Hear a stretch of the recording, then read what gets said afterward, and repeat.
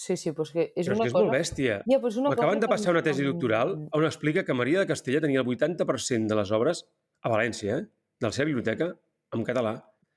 Amb literatura medieval sempre es fa això, I com i amb el Renaixement també. Amb la cosa catalana, jo, des de la uni i així, o sigui, aquest argument del Micó, o sigui, no es fa raro de sentir, saps? Quan has Però estudiat després, això. quan parla dels castellans, no ho diu. No, ja. No, però vull dir que és com una posició molt així.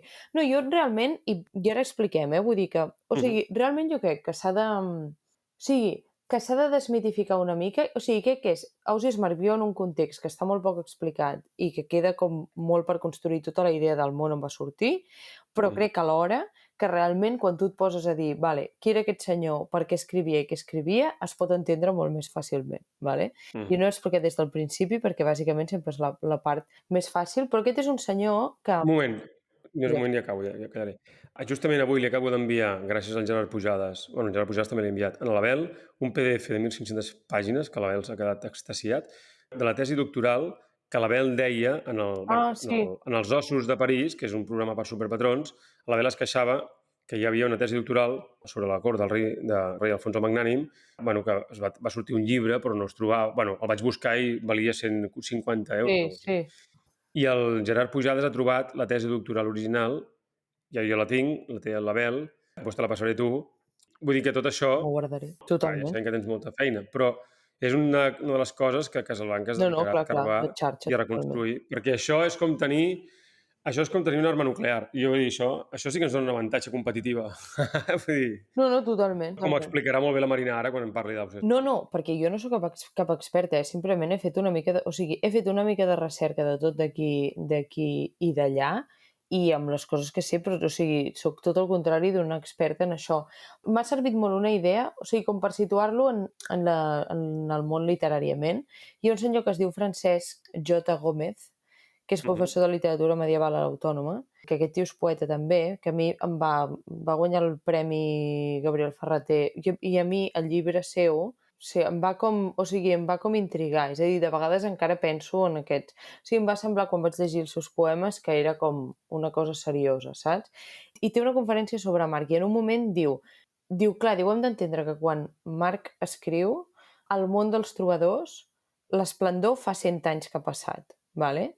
És a dir, que és una literatura, evidentment Marc és literatura de l'edat mitjana, però és una literatura de l'edat mitjana molt madura, en el sentit que s'ha fet tot el gruix de la literatura trobadoresca i tota l'esplendor, ¿vale? I tots els grandíssims tòpics, tots els 1.000 trobadors que hi ha en el context de Marc.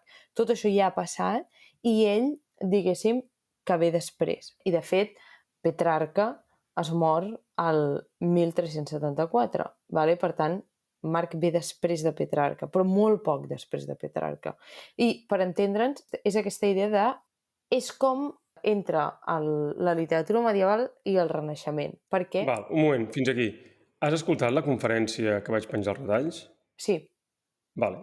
I no et trobes que t'explica una cosa, un punt diferent, aquesta senyora, del que està explicant aquest senyor? No, perquè no és incompatible. Però jo crec que és important Bueno, perquè... però step by step. O sigui, jo primer step by estic step, situant d'acord. això. O sigui, estic D'acord. situant aquesta idea de que a mi em va molt bé pensar que en realitat Marc està entre això, la literatura trobadoresca, i abans del Renaixement. És a dir, A les portes. a les portes del Renaixement i en Petrarca passat. I llavors hi ha una cosa que, efectivament, com dius, explica l'Antònia Carré en aquesta conferència, que és superinteressant, que és de dir, s'ha de treure del cap de la gent la idea que Marc és el primer poeta que utilitza la llengua catalana, i sobretot també s'ha de treure del cap la idea, molt més important també per desmitificar tot això i entendre'l millor, que aquest és un tio que és com un bolet. Perquè el que l'Antònia explica i estudia és a dir, no, aquest senyor, al segle XV, estava en un context en què tenia un munt de companys de cort, de batalles socials, etc, que tenien la mateixa cultura, que no eren tan bons com ell, però tenien la mateixa cultura que ell, que venien del mateix lloc i que són tot de poetes que escrivien en català. I que responien a la mateixa política.